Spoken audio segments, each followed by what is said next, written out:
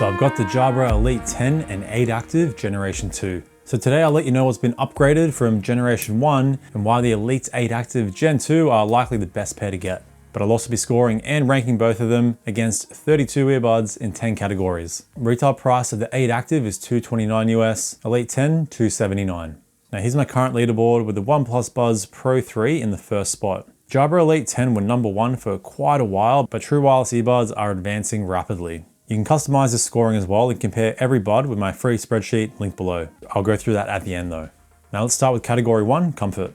Now nothing has changed here, you get the same 4 sizes of ear tips on both pairs. The Elite 10 use the same unique angled oval ear tips, which are one of the more comfortable feels in the ear canal. The 8 Active is like a regular fit, but with minimal suction or pressure in the ear canal. It just feels like slightly more in your ear compared to the Elite 10. So the Elite 10 get a score of 9 out of 10, the 8 Active an 8 out of 10.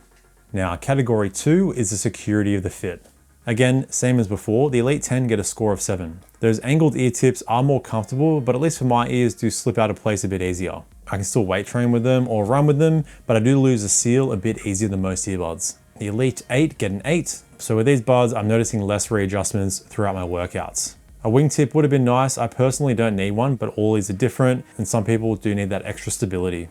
Now, when it comes to the IP rating, the Elite 10 have an IP57 rating, the Elite 8 Active IP68, dustproof and waterproof. They used to say that they were drop proof or shock resistance, but that's nowhere to be seen now on the specs. Maybe there were some legal issues. I don't know.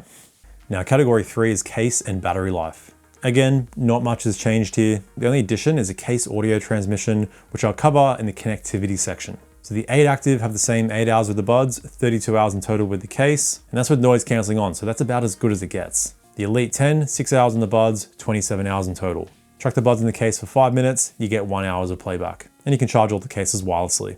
So the cases look exactly the same size, they're ranked the 3rd thinnest, so very compact, and here they are compared to the AirPods Pro 2 case, which is the thinnest case on my ranking.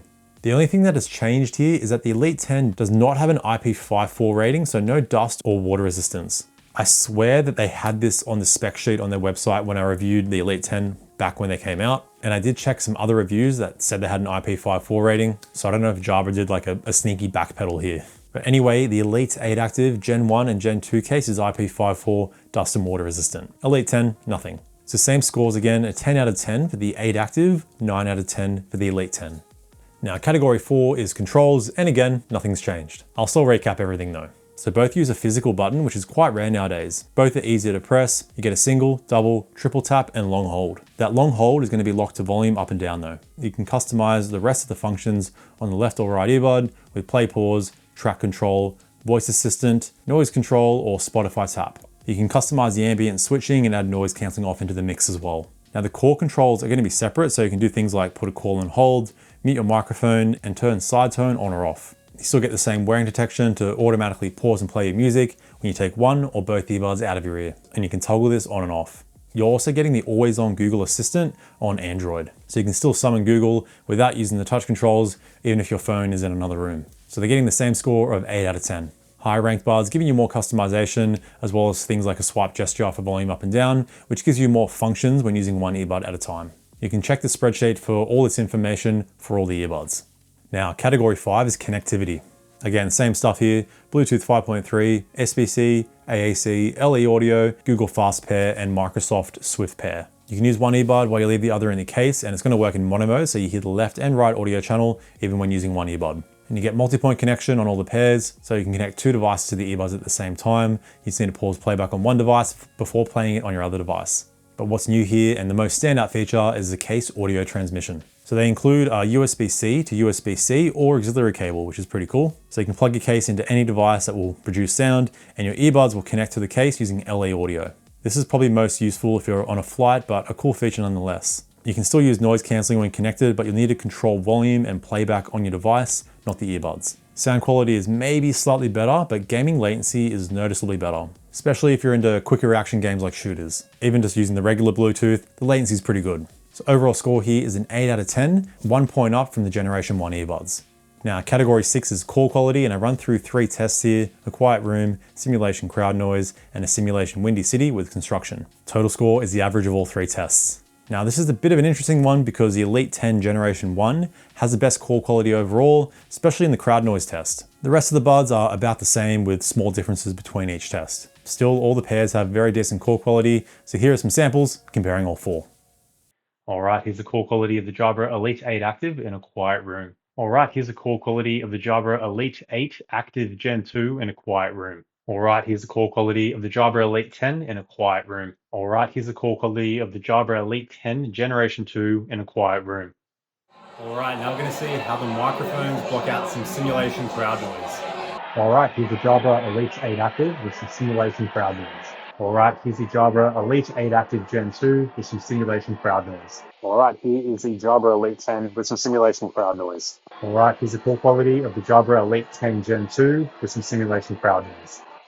Alright, now I've got some city noise, some construction noise, and some simulation wind.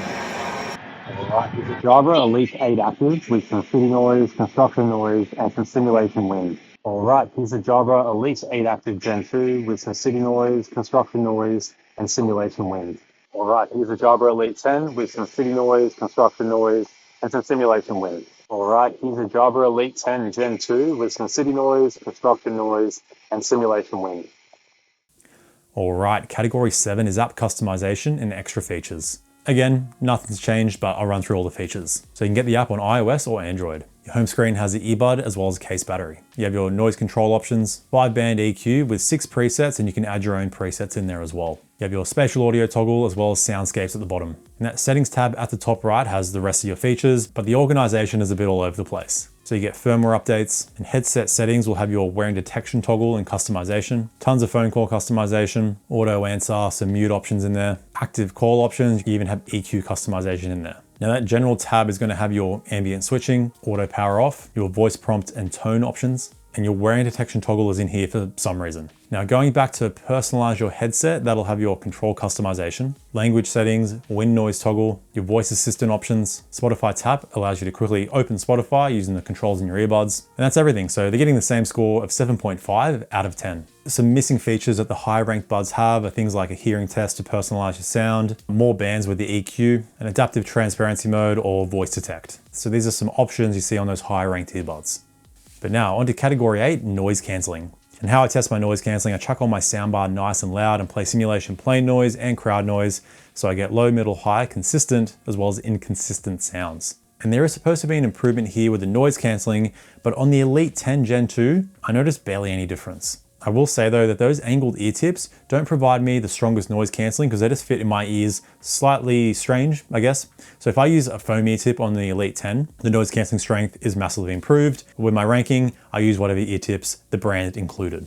I did notice a slight improvement though with the 8 Active Gen 2 compared to Gen 1. So roughly the Elite 10 Gen 1, Gen 2, and 8 Active Gen 2 all have roughly the same noise cancelling strength. You don't get any customization, but they all have a very minimal amount of white noise hiss. And all the buds have automatic wind reduction. So if you're outside on a windy day and the microphones pick up too much wind with noise cancelling on, it'll quickly turn the noise cancelling off, but it's going to take about 8 seconds for your noise cancelling to turn back on when there's no more wind detected. So a bit on the slower side. And with all 4 buds, you can use noise cancelling with one earbud while you leave the other in the case. Now, when it comes to EQ shift, this is how your sound quality changes with noise cancelling on compared to transparency, compared to noise cancelling off. And across all 4 pairs, going from noise cancelling to transparency, there's barely any difference, which is what we like to see. Those are going to be the 2 main modes that you use. But with noise cancelling off on the 8 Active, there is a slight treble and upper mid reduction. On the Elite 10, there's a 5% mid increase and 5% treble reduction. It's a very minor shift there. All right, now into category 9, the transparency mode. And things have changed slightly here. The main difference is the clarity of the 8 Active Gen 2 has been pretty noticeably improved over Gen 1. So I'd put that transparency on par with the Elite 10 Gen 1 and Gen 2. The Elite 10 Gen 2 is maybe ever so slightly better than Gen 1, but it's like going back and forth, it's pretty hard to notice much of a difference. But the Elite 10 Gen 1 does have slightly less white noise, followed by the Elite 10 Gen 2, then the 8 Active Gen 2, slightly more white noise, but only noticeable if you're in a quiet environment. And the 8 Active Gen 1 has the most white noise, still only slightly more than Gen 2. Now when it comes to occlusion, so this is like that kind of blocked ear effect you get with the transparency mode on and your own voice not sounding too natural. So we kind of reverse the order here. The 8 Active Gen 1 has the most amount of occlusion, followed by the 8 Active Gen 2. The Elite 10 Generation 1 and 2, about the same, so the least. And you get the same automatic wind reduction with the transparency mode that you got on the noise cancelling. And you can customize the strength. You have 5 levels in the app. So I'm only changing the score here of the Elite 8 Active Generation 2, since that is quite a noticeable improvement over Generation 1. That's why they get a score of 8 out of 10. All right, now onto the final round, sound quality. And I'll start with my max volume test. So you can see here, both of the 8 active buds give you more max volume. Still, the Elite 10's at 114 decibels. That is giving you plenty of volume to play with.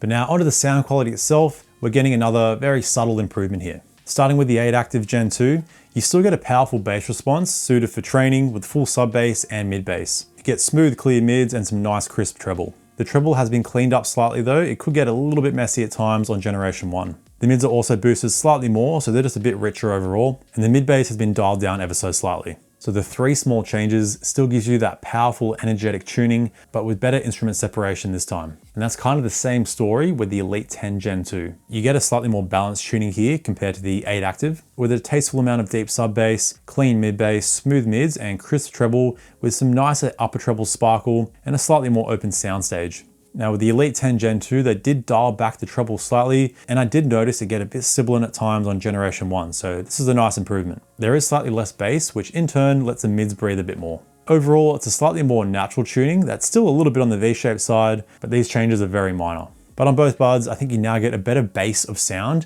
to further customize it in the EQ to your liking. So it is a slight improvement overall, but not enough to warrant a higher score. It'd be like a 0.25 improvement, so it's going to leave it at the same score here. 7.5 out of 10 for the 8 Active, 8 out of 10 for the Elite 10. And to wrap up the sound quality here, you're getting the same spatial audio experience as before. So head tracking on the Elite 10, no head tracking on the Elite 8. But you do get a new stereo mode, which opens up the soundstage even more than before, but it adds a bit of like echo and reverb. It sounds quite strange. But overall, the spatial audio here isn't great. It doesn't really open up the sound that much.